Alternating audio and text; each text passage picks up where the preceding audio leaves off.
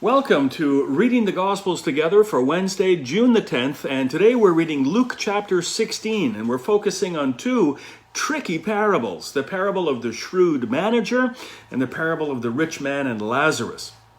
Luke starts it this way.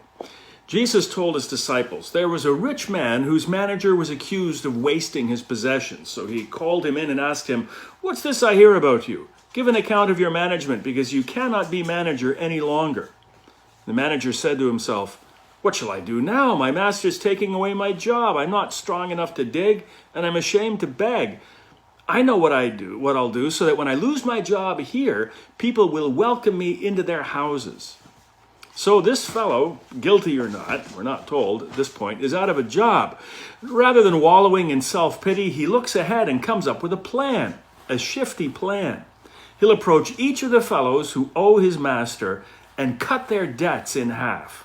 And these are large debts. Now, for a parable to be effective, it needs to be either funny or dramatic or surprising or a combination of all three. Remember yesterday's parables, the lost sheep. Who leaves 99 out in the open to go look for one? The lost coin. Who throws a party for finding a coin? The prodigal son. Who runs to welcome someone who has done you such harm? Well, here the surprise comes with the master's reaction. The master commended the dishonest manager because he had acted shrewdly. Now there's the joke. Commended the dishonest manager for ripping him off? Now, calm down. Think about how many times you've seen a movie about a heist and you were cheering for the robbers not to get caught because they had such a clever plan. That's a popular form of entertainment in our culture, and that's the scenario that Jesus is building.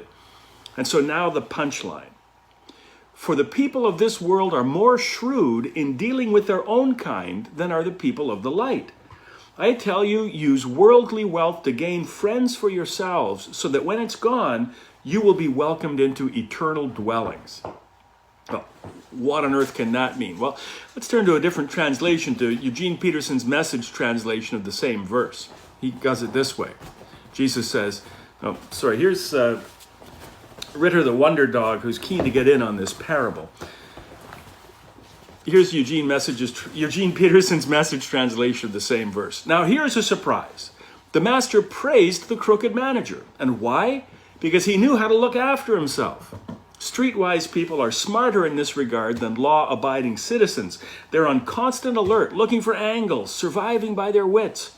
I want you to be smart in the same way, but for what is right, using every adversity to stimulate you to creative survival, to concentrate your attention on the bare essentials so that you'll live, really live, and not just complacently get by on good behavior. That's a really neat translation. It's given me a lot of food for thought. Now, Jesus notes that people of this world are more shrewd than the people of the light. That is, people of the world give more thought and put out more energy to their physical well-being than the righteous do to their spiritual well-being. He develops the point by a specific example. He says, wealth of this world should be used generously to gain friends, so that when resources are gone, the disciple will be welcomed into eternal dwellings. Now, those of us working for the kingdom of heaven should not be lazy or complacent, is the point, but should put the same amount of energy into furthering the kingdom as dishonest people do as into feathering their own nests. Now, Jesus uses the strange phrase, use worldly wealth to gain friends for yourselves so that when it's gone, you'll be welcomed into eternal dwellings. And the next parable explains what that means. Here's the parable. There's a rich man who spends lavishly on his own comfort and a beggar at his gate, so miserable that in a grisly image, the dogs lick his sores. Ritter, that's your moment here. The dogs lick his sores. Not a crumb from the table falls his way.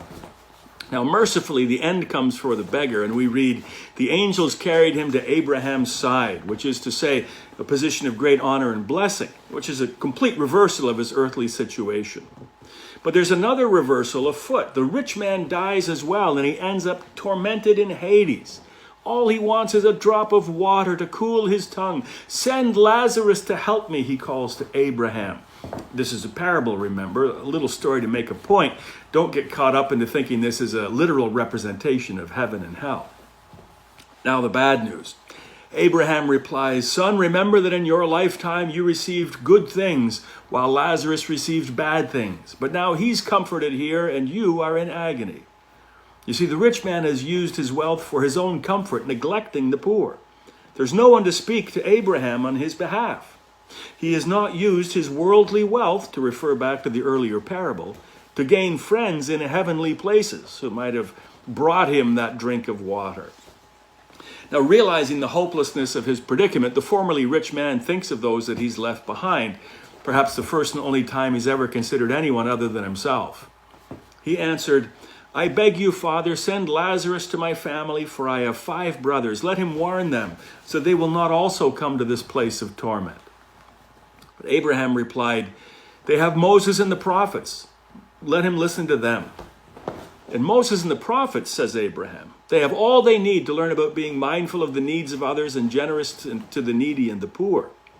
But the rich man, in effect, says, "Well, like me, they could care less about Moses and the prophets, but if you send a dead guy who's come back to life, they'll listen to him." "Not likely," says Abraham. Now, could this be Jesus getting in a dig about those who will not believe in him even after his resurrection? Or is it Luke adding a dig of his own? So, what are we to do with these parables? Well, the important thing to remember is that parables all carry a single central point. Like a good joke, they only have one punchline.